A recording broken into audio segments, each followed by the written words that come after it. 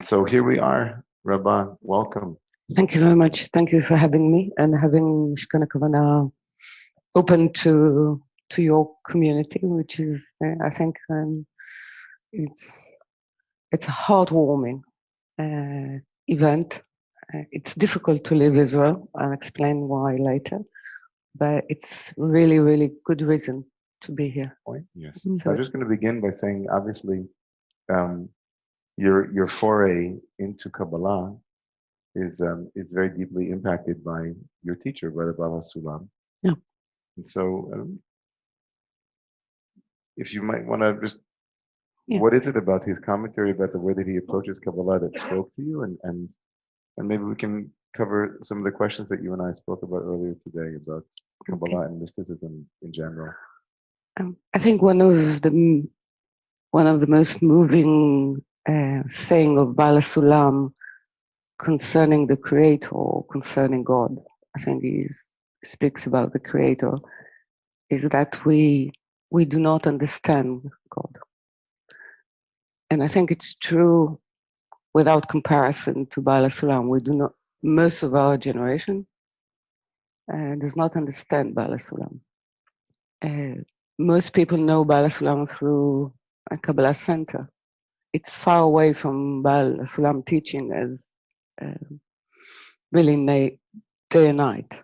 So part of understanding the ability to read Ari into the Zohar and to actually see and divide it to the right verses and to read into it without losing the power of the myth and the power of the poetry of the Zohar, but to allow a different language to enter it and to actually hold the heart and the mind together. So I think Bala Sulam took the heart from the perception of Baal Shem Tov of the Zohar and the perception of the mind of Ari, and combine it to Mocha and Liba, meaning a full expression of the human in relation to the Creator. So for Bala Sulam, actually establishing a true identity of Adam, or of being human, is understanding God, is understanding the Creator. And I think it speaks to the sensitivity of last generation, of our generation, because it speaks in the language of, he would call it materialistic psychology. It means he knows that we speak Freudian, and inside it tries to draw something which is very particular, which is called the point in the heart. The way the spirit is awakened in captivity. It means it's awakened, like the portion that we're reading now in the book of Shmot. It is being born in Egypt, in captivity. And the captivity of our generation is a will to receive to oneself, known to us as our ego, the growing ego. So how actually you allow this point meaning usually something that is aware that it has nothing of itself, that it needs help, that it needs light. So I think in the way he read the Zohar, as the Zohar actually defines itself, it will be open to the generation, and when it will be open, there will, with this communal writing, they will be able to make an exit with the spirit out of their ego. So I think Baal HaSulam speaks about that, and all his commentary is to facilitate us, secular. I think he was more interested in secular Jews to bring anyone to bring them back, so they will not have the sense that they have faith in their pocket, that they will have to examine their faith. So that it has to come from crisis. After we've killed God, how we will revive him in the right way, in a communicative way. So this somehow. In such a beautiful way. I love the way you said that. That the Baal HaSulam and the Zohar in general is trying to, could not agree more, actually, between the way that the Baal HaSulam has been used by a kind of, the way his interpretation of Kabbalah has been used in a commodification of his teachings in order to meet people who want quick fixes, or who want formulas, or want, to just do this, take 2 of this and call me in the morning, or just scan with your eyes, or just do this kind of thing. And it's kind of the importing of magic and magical thinking into Kabbalah, instead of the lifting of the heart and inviting it into a story, into a myth, or an archetype that has also structures and practices, but that the misreading of the Baal HaSulam is itself coming from a very egoic place. Absolutely. So I love that the invitation of the Zohar and the way that you're reading it, the way that the Baal HaSulam read it, was to invite both the mind of the Avi, as you said, and the heart of the Baal Shem Tov, and to bring them together. And so I'm wondering, when you spoke about this generation and what it needs, and the needs of the generation. And if someone were to walk in and knock on your door and say, Rabbah, I've come from, I traveled all the way here from South Dakota, and I came looking for the truth. And someone said that you're a Kabbalist, you love Kabbalah. What does Kabbalah offer me as a seeker? And if you could speak to that, what does Kabbalah offer seekers and in our generation? Okay.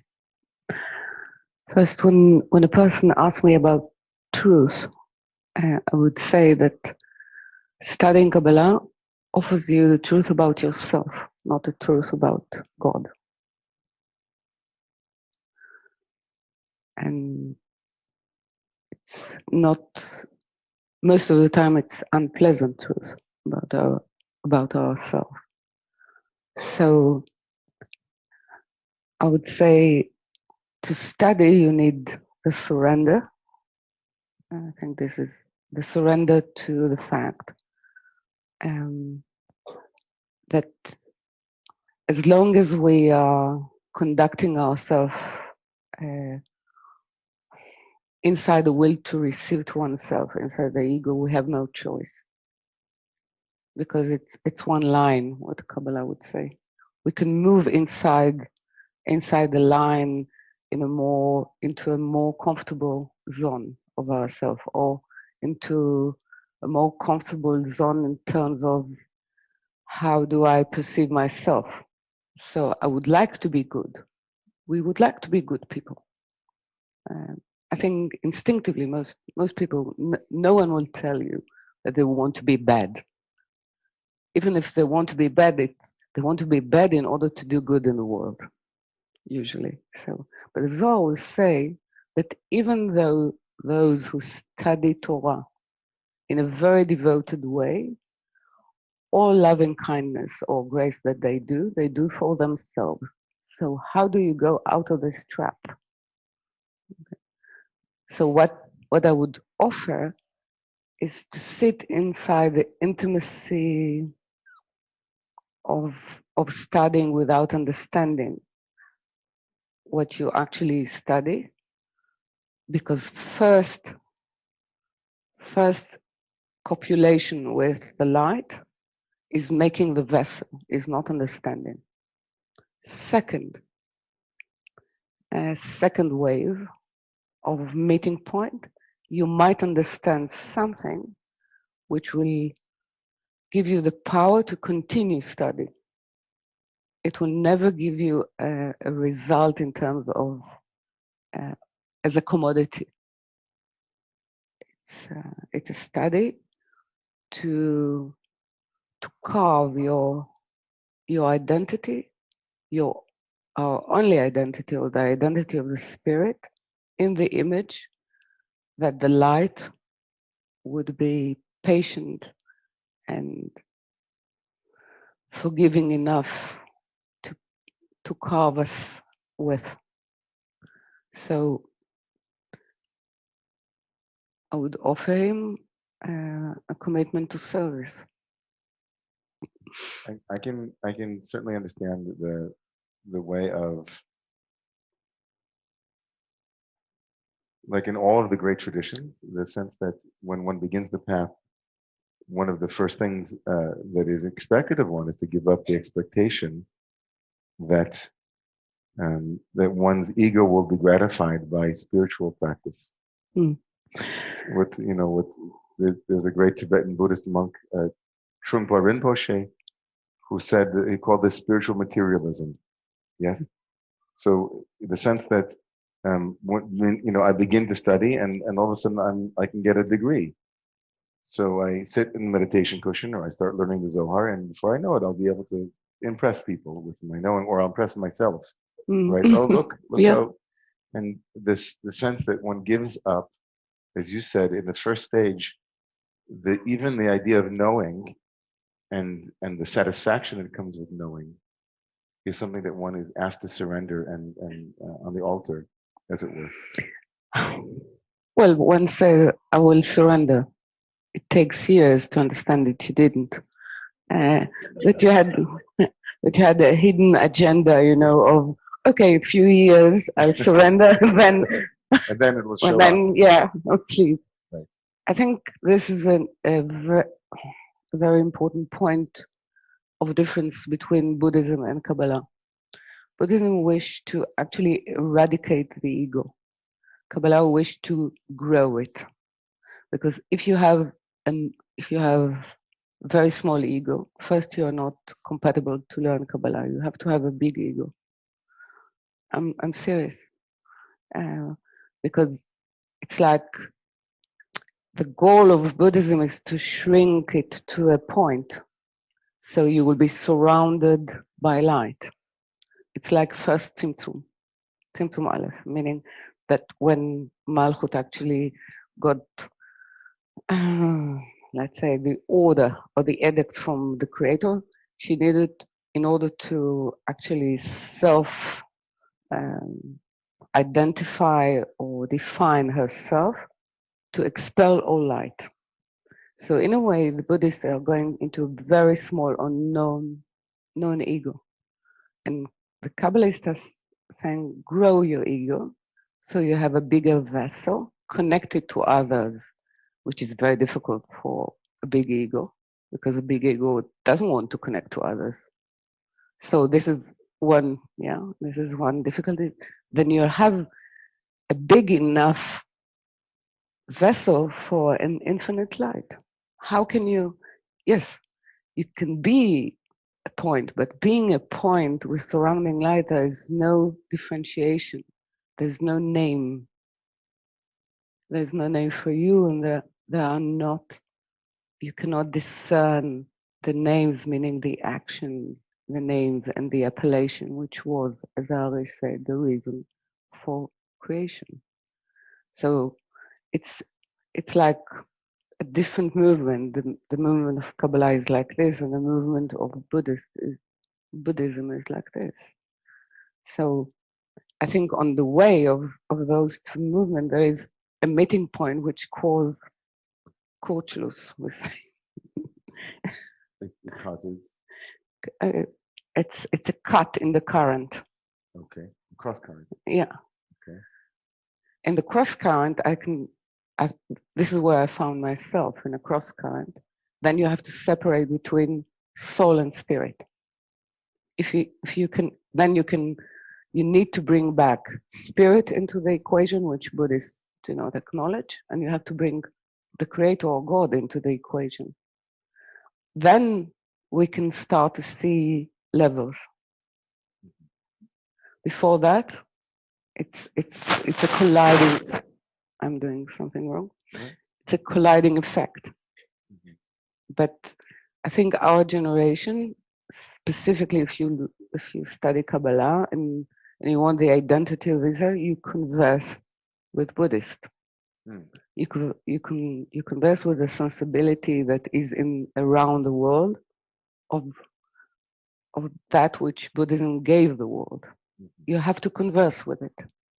Yeah. Yeah, I think this is a good place for us to. I want to move on, but I think it's a good place to maybe disagree, which is always interesting. I think amongst the mystics. So I know that this is a common conception of Buddhism, is that the ego is made small, but I think it's more accurate to say that the ego is made transparent, meaning that in the Buddhist adventure is to see through the ego and to see that the ego itself is made up of many pieces. And in seeing that, the one who sees is not the ego, but the one who sees is able, in seeing, to dissolve the separate self sense of the ego and to be, by definition, then open completely and become wide open to the universe, because one is no longer mitzumtzam in a small ego, but one becomes identified with a much greater ego. But the language sounds sometimes like they're trying to get rid of the ego. That's true. But often when we look at the literature of Buddhism and compare it to Kabbalah, especially later Kabbalah and Hasidus, they're talking almost exactly in the same vein. Not exactly. Itbatlut. Yeah. Itbatlut and bitul hayesh and those kinds of things. But the effect, though, is important, because I think what you're saying, Rabba, if I might say, is you're saying that the goal of spiritual practice, and in this later schools of Buddhism, agree with you 1,000%, that the goal of spiritual practice is not to get to a place where there is nothing at all, but to be in the world of form, in the world of separate things and things that have shame and name and dimensionality, and to have that not disconnect one from the total connection with the all, with the great light. And that there are mystical traditions that, in a way, speak very much against the return to form. They stay in the world of no ego and no self, instead of kind of returning into the world of the self, but now with a bigger vessel, a bigger possibility. Yeah, and for sure. And I think that's, as you're speaking about the vessel enlarging, that's exactly the goal in a way, right? If there can be a goal after one looks back after thinking they surrendered and realizing they didn't surrender, one then becomes able to have that bigger ego become more transparent to the light and able to hold more light. Yes? So the greater the person, the greater the ego. Yeah. You're a great vessel, and then that vessel becomes connected to the great light that makes it now become a vessel that is not directly. Never directly. So, explain, yeah. Through ואהבת לרעך כמוך, meaning a big vessel need to connect to another vessel. Now, how do you connect to another vessel with a bigger ego? Well, there is ways, but then loving kindness, one can say, or loving the other person, you understand that it's not the goal, it's the means of actually understanding or feeling God's love. Now, if a Buddhist would say, Hu Shmo Echad, meaning the light, he, and his name, which is the vessel, humanity, is one. This is the beginning. The end is he is one, and his name is one. Meaning there is a selfhood of being godly, not something that is completely sort of devoured into the one. So here there is a difference, and the way actually to it is how we conduct ourselves. So it's different prayers, maybe different meditations, and different way of studying. It's actually a study to be able to have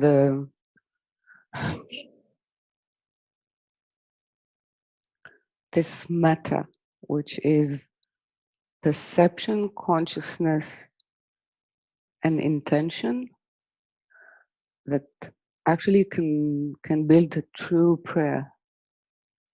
So then you have to be not the silent self, but the speaking self, because the speaking self is a creator. So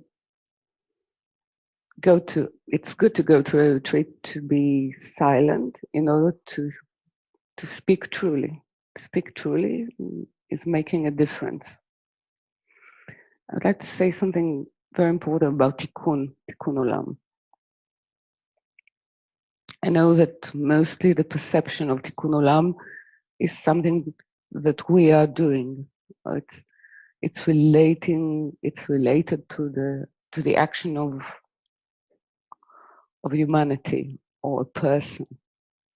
Tikkun olam is happening. It's not something that humans are doing or will do. They can join and be in partnership with tikkun olam. Tikkun olam is happening. It's not depending on our action. So we can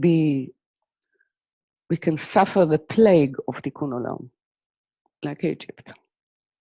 Or we can join it, be in partnership, which means to do. But it doesn't say that our doing is causing it. Our doing is joining it or revealing its meaning. So, because I know there is a lot of, it's almost a logo, tikkun olam. So it's God's logo. It's not our logo. Okay, so yeah, this was part of it.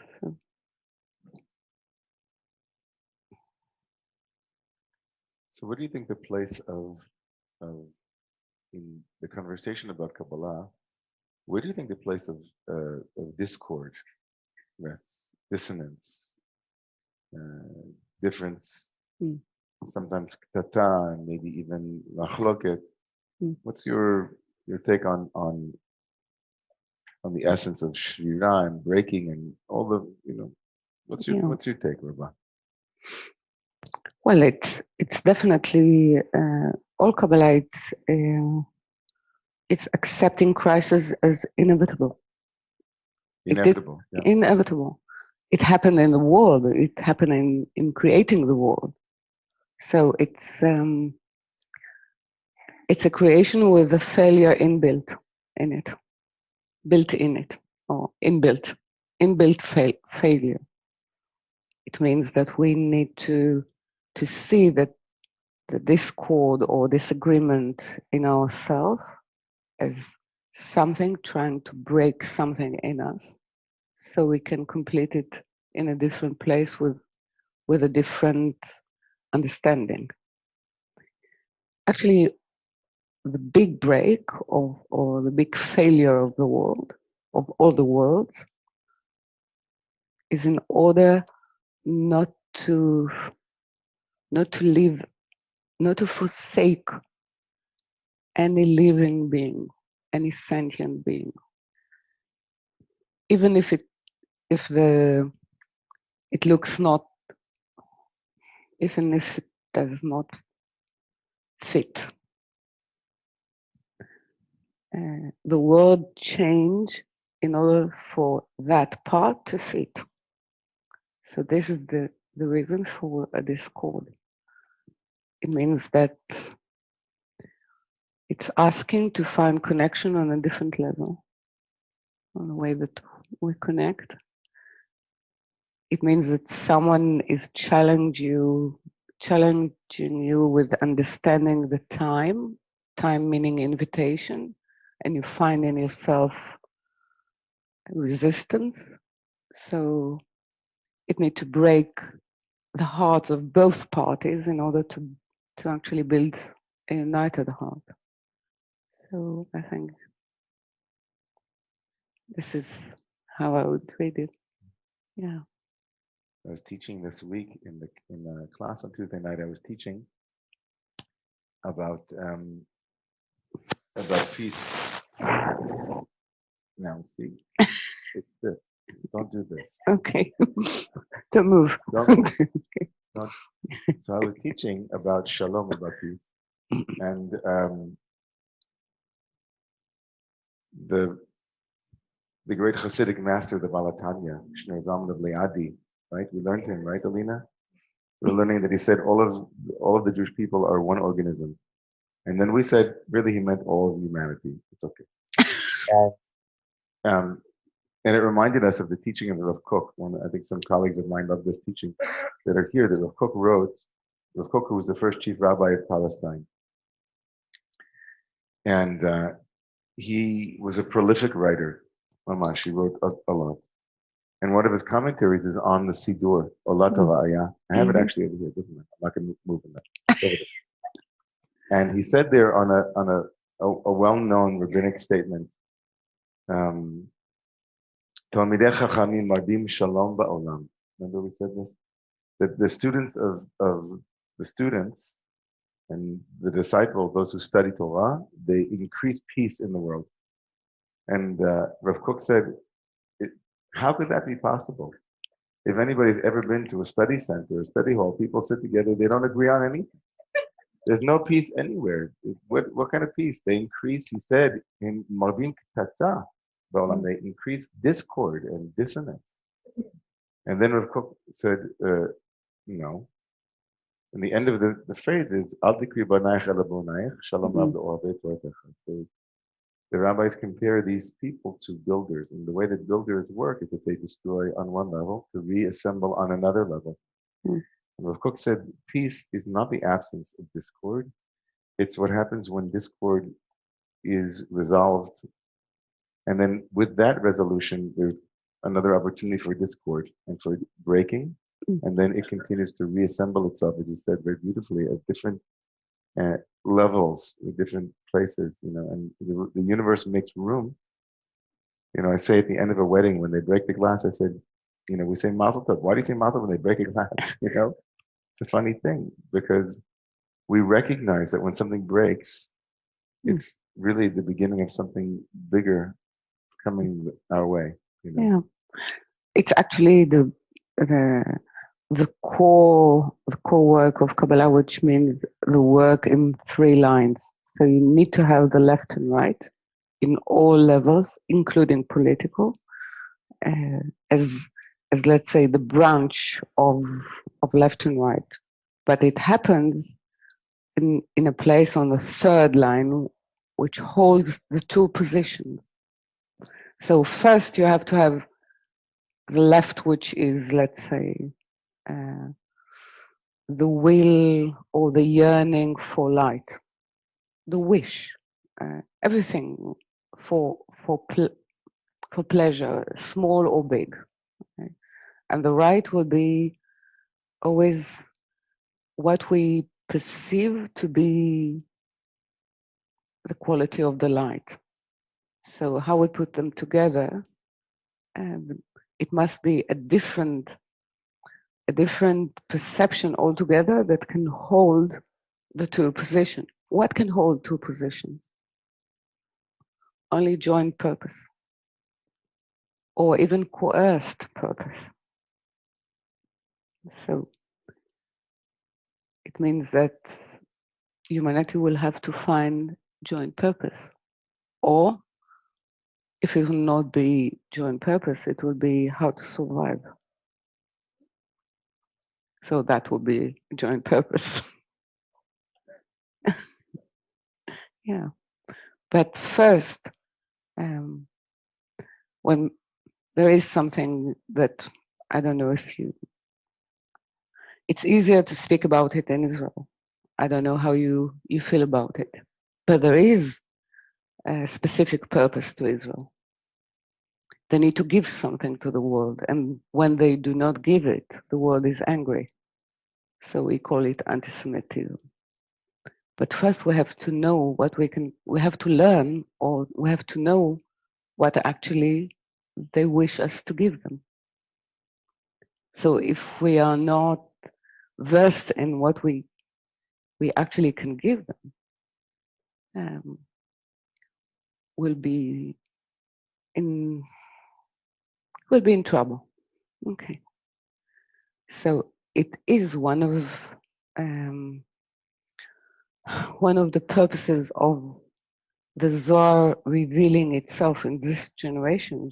So everyone who wishes to study it will come and study it and see what is real about them, so they will have something to give that is missing in the world. And as well, it is the view of the Kabbalah that Israel should give to other religions, not to convert them, but to give them the rightful or the perspective of their role, of their duty, of their meaning. So it's difficult to explain without sounding מתנשא, conceited. Triumphalist, Yeah. Kind of Conceited. Or superior, yeah.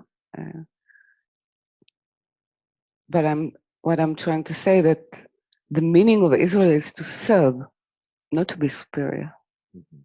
So serving is different than, I'll tell you who you are and what to do.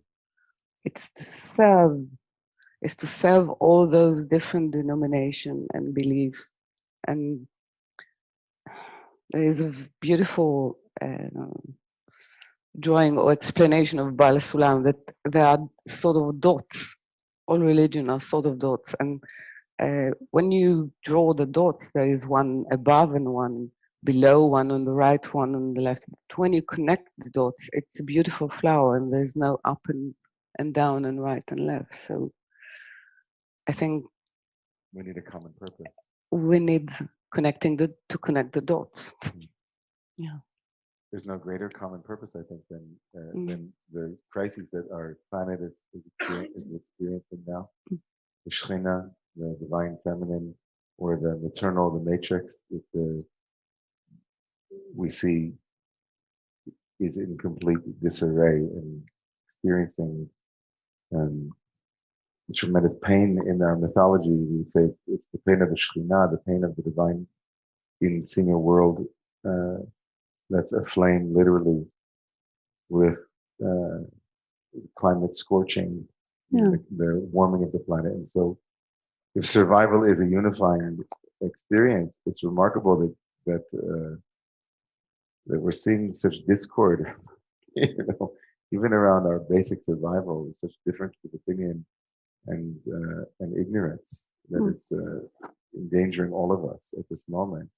One would think that would be enough to bring everybody together and say, this is the greatest crisis of humanity over 2,000 or 20 billion years. But it's pretty remarkable that hasn't been enough to unify the globe at this moment.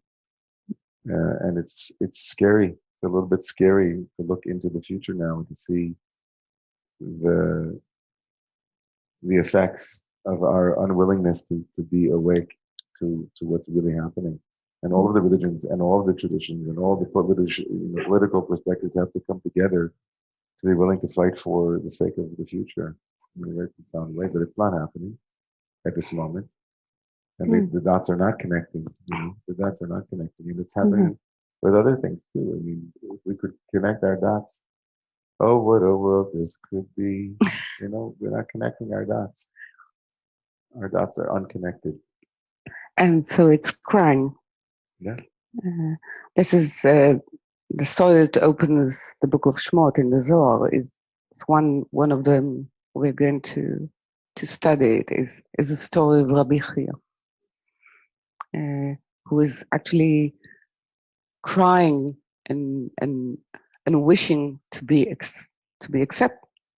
So Rabbi Shimon will accept him to be inside. So at one point, Rabbi Shimon is saying, I hear the Shekhinah crying outside. So what I'm trying to say that there is something in what we're trying to do that tries to hear the disconnecting dots crying, because all of us make the body of Shekhinah, meaning her parts, which is us. Something in us cries. And if we realize that, it won't look so impossible to connect the dots. If we see that we have something in us which cries over being so torn apart. And so I'm looking forward to the community learning together over the next 4 days with you and going deep, and maybe even coming back tonight at 3 a.m. to learn by the light of the moon. And to learn what it is to build strong vessels together in the middle line between these two extremes, to be able to hold the line and find a new perception from what you said, attention to intention. Intention protects us.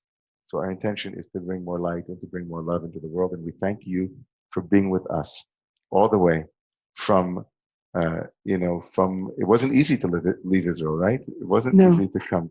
No. And the Rabbah, I just want to share, the Rabbah and I sat today for an hour and we spoke, and Rabbah said, I like to create intimacy in the gatherings. It's very important to establish a sense of inside. And I said, I can't wait, because I imagine over the course of the next 3-4 days, by the time we arrive, Saturday, Shabbat, and then again on Sunday, it's going to feel very much like you brought that sense of intimacy here into the community, and that the community is meeting you there. And so I want to thank you for that, and I look forward to next couple of days. Thank you so much. Thank you very much.